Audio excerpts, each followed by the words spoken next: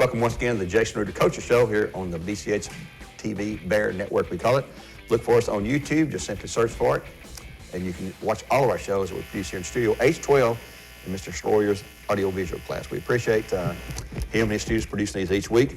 Being joined now by Bear head coach Jason Reuter, who's preparing to go into district tournament play along with a couple of the Barretts to his left. And I'll let you introduce these. We've had these girls on before, so introduce these girls. Oh, yeah. I don't know if we've had them this year, have we? Last season? Abby White, right here to my left.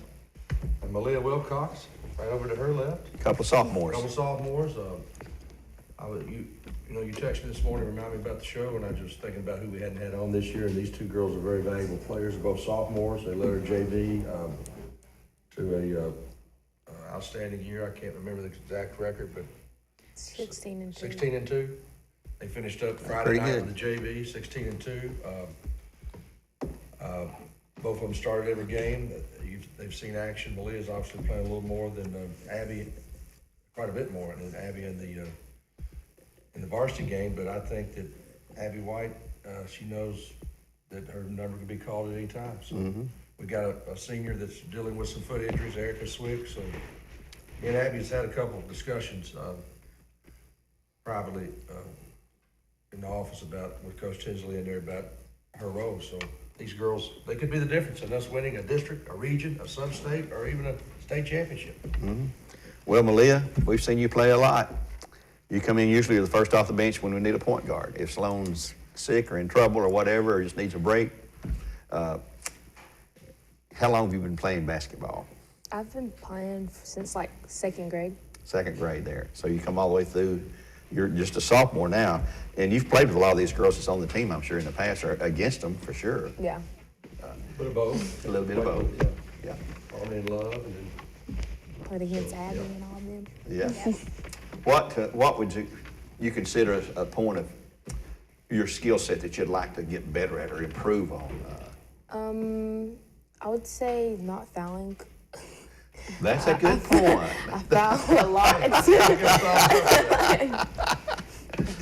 Well, yeah. It's Malia is second on our team in fouls behind Hannah Jones. And that's averaging 12 minutes a game.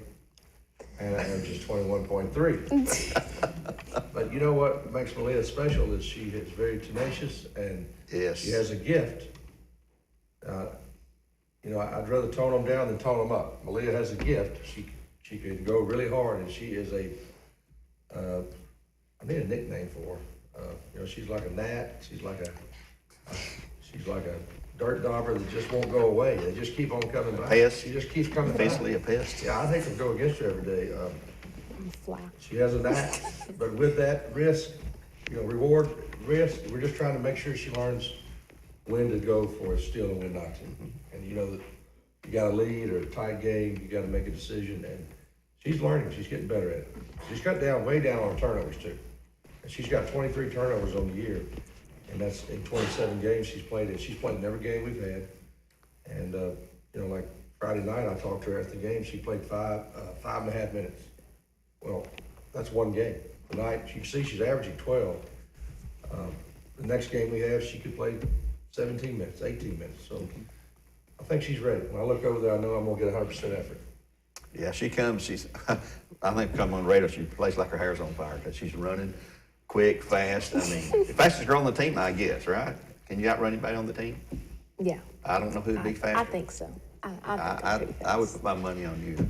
Abby, your background, now you played on that state championship team for Coach Morris down at Lake Forest. Yes, sir. And you've got a lot of teammates who are on that team as well that are Barretts now, and you're a sophomore this year. I remember you at Lake Forest when I was down there working some of the games, you were one of their best outside shooters, and you're one of our best here too. I ask you the same question, ask her, what would you like to do to get better at? I would probably work more on my ball handling and my defense, just get it sharpen it up, You girls trash talk the other team when you're out there ever? No. Huh? Never? Coach don't allow that, or he just don't hear it? Well, we're certainly not going to admit to it. Silence can never be misquoted. That's deep there, Coach. Stuff right there. Coach, since your last show last week, I didn't get to brag on Abby. we're bragging on Abby. I'm sorry, I didn't mean to take away her thunder here. Abby is both these girls play really, really hard, and you can count on Abby White. She's not gonna let you down. Now, she may make a mistake, but it won't be because of lack of effort. And she is definitely a threat from the three-point line. She's correct. She needs to work on her ball handling a little bit. No one has peaked out on defense. No one.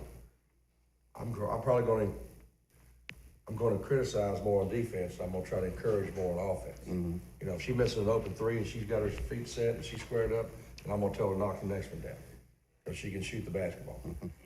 So you're going to see Abby on the floor when the cheese is on the cracker here, down through the district region.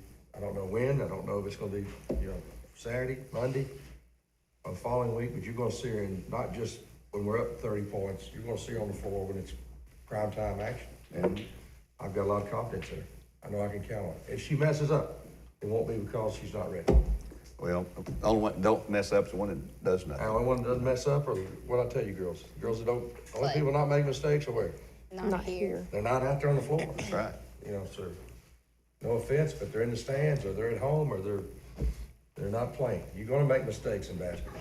Yeah. All right, got that off my chest about that. That's just part of the game, making some mistakes sometimes. Since our last show, you had 2 games. You had a huge blowout win last Tuesday night over Walker Valley, and you had a tough, grinded out kind of game, we call it, Friday night against McMinn Central, a team that, the only team's beaten you this year. And now you stand here at 26-1, getting ready for your first district game, which will be this Saturday in the semifinals. So that guarantees you're going to be in the region for the 65th time, I think, the last 66 years. Smitty started a streak when he came here in 58, 59, and we only missed it one time. And there's where I issue a warning, girls. The one time we didn't make it, 1984, playing right here in the Bradley Fieldhouse, it was called at the time, not Jim Smitty Arena. And we lost on our floor in the district elimination game to a team that had won 2 games the entire season, Cleveland High School. So keep that in mind. Cleveland, wasn't it? Cleveland High School, yes, sir. That made their year when they beat us and knocked us out of this. Anything can happen. That's why I say this. Anything can happen in the district tournament. I mean, we're guaranteed now to be we're in the semifinals, guaranteed to be in the region. Not an elimination game. No, not elimination game. Not putting a downer on things. You got to keep things like that in mind. Yeah, we talk about it. You can't overlook. Nobody. We don't know if we're going to play Walker Valley or Ray, and we don't really care. You guys have a preference? Do you play Walker Valley or Ray? No. What about you, Malia? As far as the gate, as far as ticket sales, and I'd rather see Walker Valley. There'll be a bigger crowd, but. Speaking of that, how about the crowds last Tuesday against Walker and then Friday night again against McMinn Central? I mean, biggest crowd of the year, McMinn Central game Friday night, senior night too. Well, and you had the Lynn Jones Foundation Right. night, and you had senior night, and everybody wanted to see if we were going to revenge or get beat again. Mm-hmm. And obviously, not luckily, we prepared really hard for McMinn Central. Would you agree, girls? We prepared really hard, and these two had to run the scout team a lot. And then at that time, Malia had to turn over, and she's on the scout team, and I'm like, flip it over and go on the varsity team, and then she logged a lot of minutes getting ready for McMinn Central. But yeah, that I would think. I was talking to Mr. Spangler there during the boys' game, and we both agreed we think the crowd Friday was bigger, maybe a hair bigger than even the Cleveland crowd. Oh, yeah, that's for sure. We're blessed to have a place that cares about basketball. Yep. What do you take away from those 2 games? One, you won quite easily, and the other one was nip and tuck all the way through. What do you hope the girls take away from it, I guess? I think, Walker Valley, we probably made them look worse than what they are. I mean, I think we won by 50-some points. We won by 38 up there, but we just didn't pull away as quick. Sometimes the end result ends up being the same, but I think we just really shut them down. We held them 17 points. We just guarded them man-to-man and just said, you're not coming in here. You're not coming in the lane. I thought the girls did what they're supposed to do. And then McMinn Central was a very, very tough matchup. They put it on the floor. They got really one outstanding player in Massengill. They got 2 other girls that number 20 and 22, Mayfield and Beastry. Yep. Beastry, I think, had 20. They're laughing at me over here because I mispronounce the names a lot, but Beastry is the same grade as you guys, right? I think she's a sophomore. Yeah. And we, Massengill had 16, Beastry had 20, and Mayfield had the rest, which totaled 50. Only 3 girls to score for. Right. And I think we did a really good, I think we much improved our defense from over there. You were at both games. We turned it over too much. We had 20 turnovers, which is not characteristics, but McMinn Central, that's their style of play. Once again, though, we didn't turn it over against the press. We turned it over and maybe looking to pass ahead. I gotta be careful when I criticize. I want our girls to look ahead, but there's a judgment that you gotta make when you throw that leading pass on a fast break. I think we must have had 4 or 5 of those that we threw out of bounds. Oh, yeah, yeah. But I was proud of us Friday night, and really, that's senior night. You want to send those seniors out on a bang. We all knew that that should not be our last home game. All we got to do is win Saturday against a team that we're going to be heavily favored over, and we're playing back here again. But pink uniforms against Walker Valley, you know, we kind of shot over that. That was also the Hoops for Hopes. Hoops for Hope night, and I think that all went really well. And I don't know if we'll be wearing those pink uniforms on next year. The girls couldn't keep the pants up, the shorts. They're How many times did huge. you roll them over? Like I 3. won like twice. I bought those uniforms 8 They're years ago. huge. You know, people just assume when you get it. That's not something. You know, it's $2,500-$600 to buy a new set of uniforms. One. I'm talking about one color, not home and away. So, this, you know, it's funny that the styles change. They were longer 8 years ago, and now they're back short. So, but anyhow, great week for us, and we just look forward. I don't like this long layoff. You know, we let them off this weekend. Of course, a lot of people don't understand that. Like, you mean your girls don't want to play all the time? No, they want a day or 2 off, and they got 2 days off. And we practiced yesterday, we'll practice today, and it's my job to keep them in. Basketball is such a timing sport. Like, you get out of rhythm, timing. We talked about that before. I'm trying to get the freshman boys in Tomorrow. Wednesday. Their season's over, and I was talking to Coach Deals. I texted him Sunday night, Super Bowl night. I said, hey, man, he said, well, so-and-so, they went to baseball, and they went to track, and so we're hoping to get 5 guys in there to scrimmage a little bit against this week. Oh, okay. Malia, Abby, I asked you both, do you think McMinn Central's the best team we've played this year? I think so. I think Coach they said have something been. on the radio Friday night, that he thought they might have been the best team. I think And they have question for been. you, Coach, did you schedule them on purpose the last game of the year or late in the season like this, knowing that, hey, they're going to be a good team and we need a real good tester Yes. prior to the district, like we did with Knox Catholic, I think, a year or 2 ago or so? Or last year we did Knox Catholic. Yeah, I purposely tried to make this our last game of the year. Of course, it takes 2 to tango. Coach And Johnny Morgan- probably liked it too. Yeah, we looked at our calendar, and you notice we played only, 10 days apart? That's Right. kind of tight, but does it really matter? I don't think it matters. You know, people kind of, baseball, they'll play doubleheaders and play 3 or 4 days in a row, but basketball is such a, it's a little different than baseball. It's about the man on the mound, but I think that the timing, I think, was really, really good. Now, the problem is we don't play on the 10th and you don't play to the 18th. But I think our girls will be okay. I think we can keep them, keep their attention, keep their focus. If you're not careful, you got to remember, these girls are still kids, Gary, and they have life going on besides basketball, but this is what we work all year for right now. And now, as much as I want to grab them and go, I need you to be an adult here, they're still They're kids. still kids. And they got classes, they got other things going on, but right now, this is where we'll be judged on how we finish. We've had a great year, 26-1. Had a great trip over to South Carolina. But now, this is where we're going to be judged. And we got a chance, we got a team. Why not us? Yeah. Why not us? Why not the Barretts? Why can't the Barretts win a state championship? No reason not to. We got a shot. I noticed Bearden closed out their season last night. They were 28-0, unbeaten, ranked number 1 in the state. We're ranked number 2, by the way, this week. We've moved back up a place. And Bearden's defending state champions, so you expect them to stay number 1 until somebody knocks them off. Certainly. You know you're going to be playing Walkabout and Ray this week. You've seen them both this year, beating them both quite handily. You can't overlook them, as we already talked about. But any final words before we wrap up our show here today? We need the crowd there, and that's a good thing is the district's locally here, right here across town. So. Well, I'm not excited about it being in Cleveland because on paper, it's going to be us in Cleveland in the finals, on paper. I'm not selling McMinn County short or anybody else, but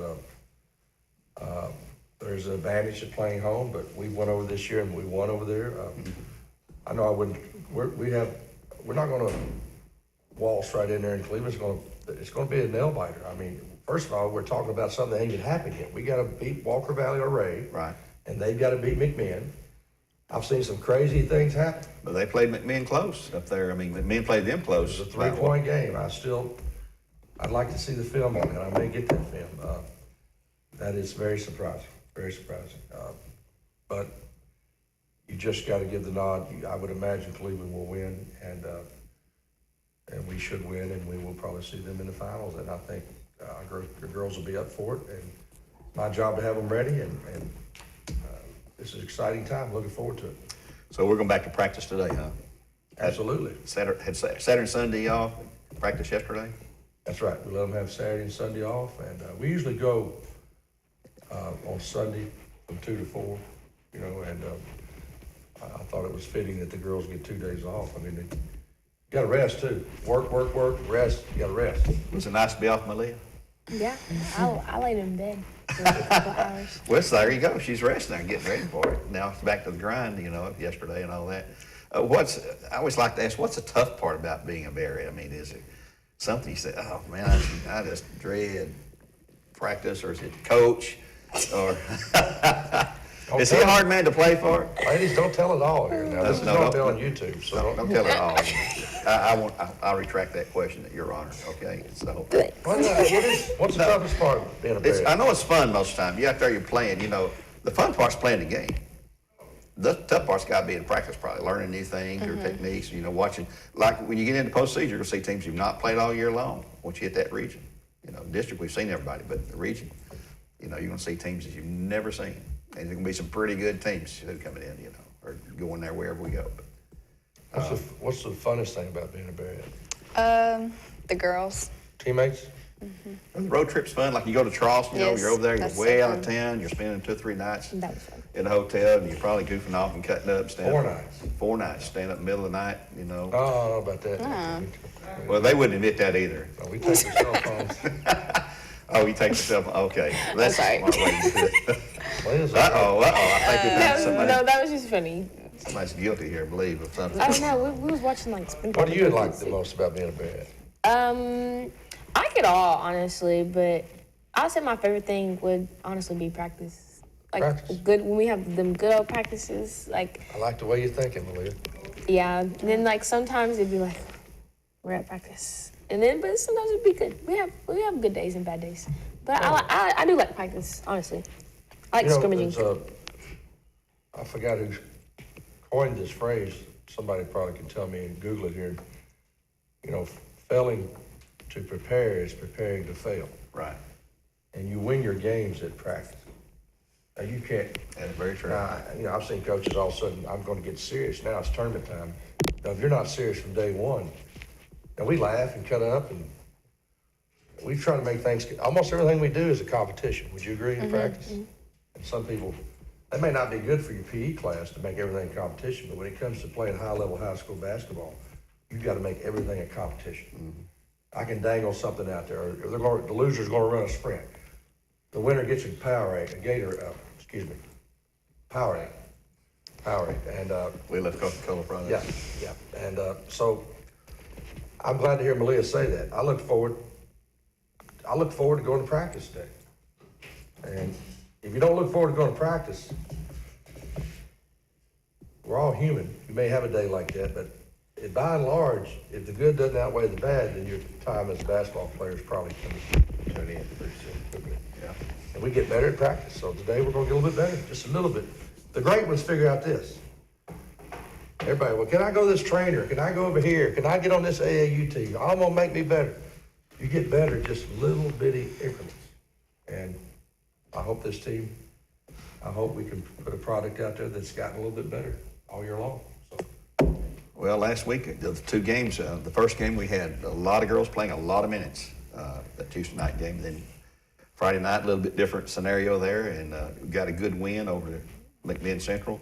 Hopefully that prepares you for, I know you don't like the long lap, prepares you for the district game, which will be in the semifinals on Saturday at Cleveland High School. And we play the early game. The first place Barretts will play at 3 o'clock, Right. regular season 3 tournament. o'clock, we'll be the home, we'll be in white, we'll be the home white team in If we win, we'll be a home white team in both games. Yeah. And we'll have girls, boys. That'll be the format Saturday. We'll have the Cleveland girls will play right behind the Bradley girls at the 4:30 game. Then we'll have 2 boys games to wrap up Saturday. And those winners will be in the championship finals. The girls will be Monday, consolation, and championship games on Monday at Cleveland High. And then the boys on Tuesday. And then we'll take a couple of days off and get ready for the region, which will be hosted on the floor of the district tournament champion for the girls and for the boys. Is that still correct? Well, it's a little more complicated now. I don't confuse people. It's after you play the statewide, the first round of the regions are all satellited. Right. So 1s will play 4s, 2s will play 3s. And 1s and 2s are home. After the first round, whoever the highest seed left will have the final 4 of the region. Okay. Now, in theory, it should be the team that wins the district tournament. Let's just say we win it. We'll be 1 and we'll play a 4. If someone was to get upset, it would fall down to the Number 2 team. yeah. And this is crazy. If 1 and 2 both lost, it would go to 3 if they won. But, the scenarios are probably not going to happen. Yeah. Anyway, whenever we play, we got the boys playing on Thursday, 7:30. The girls playing on Saturday at 3 o'clock. We need Bear Nation to be there and support us. We had a great turnout here the last several games this year. We've had probably one of the best crowds we've had all year long. I mean, best seasons we had all year long as far as attendance goes. And I know Lynn Jones was a big part of that too. Very big part. He touched a lot of lives with these kids, and did. He was able to purchase some tickets for elementary kids and also give them vouchers for some concession stand. It's been a blessing. I told him that he gives all the credit to the Lord, which he should. Nothing's possible without the Lord, and but I feel like the Lord's using him as a vessel to share some of his profits he's made, and he has a giving heart, and Yes, he does. I can't say enough about him, and I thank the good Lord for putting him. He's an old Bradley. He's a black and gold guy, and the Jones name runs deep here at Bradley High, and we surely do appreciate him. Well, I had him on the radio one of those nights and asked him what inspired him to do what he's doing. He said, when I was a kid, like 5, 6 years old, said he was one of 16 kids in that family, 16. He said, we couldn't load up and go to the ball game. We couldn't afford it. We barely could put food on the table with 16 kids. You can imagine. He said, I wasn't a baby, I wasn't else. He was in the mix somewhere. But he said, I thought about things, and he said, boy, and he got to go to a ball game. His dad or somebody finally took him to a basketball game. He said, man, I've never seen anything like this. And he thought, he said, I give that credit for me thinking back to my childhood days when we couldn't afford to go. And a lot of these kids here probably can't afford to go. It was here at some of the games at Bradley, this year. He said, I just thought I'd want to give back when the Lord blessed him to do that. So, and we appreciate him and everything he does. It's not just the games that he's doing. There's so much that he does behind the scenes that he keeps quiet. He don't want recognition and glory for it, but he needs to have it when it's appropriate. And Certainly, yeah. And we've told him that over and over and over, and we appreciate what he does. And he says he's going to branch out and do it at some other schools as well. So as we go forward, we'll see how that all works out. Well, Coach, thanks for being here. Good luck this Saturday in the tournament. Abby and Malia, girls, just keep on doing what you're doing, okay? And everything will fall in place. It'll be all right. And Abby, keep firing those 3 balls. They'll fall, okay? And you keep doing what you do defensively. And we have an audience in the director's room back here. I hear Trevor laughing back there. But just keep on playing hard, girls, and all have hit those free throws, okay? That's my only request. And we'll sign off for now. We'll do a show again next week, and we'll know, we'll know who the district tournament champions are because we do this on Tuesday. We'll play in that game either as consolation or a finalist on Monday night. We may be out of school next Tuesday. President's Day. We are, Monday and Tuesday. Yeah. We're out for 2 days, President's Day and then in-service training. Hold on, we'll do this show. I know that very weekend. No, we'll probably do it maybe Wednesday. Mr. Torres back here watching, he said Wednesday sounded good. Yeah, we'll plan on Wednesday. Okay. All right. Till next time, though, for now, we'll say God bless and go Bear Reds.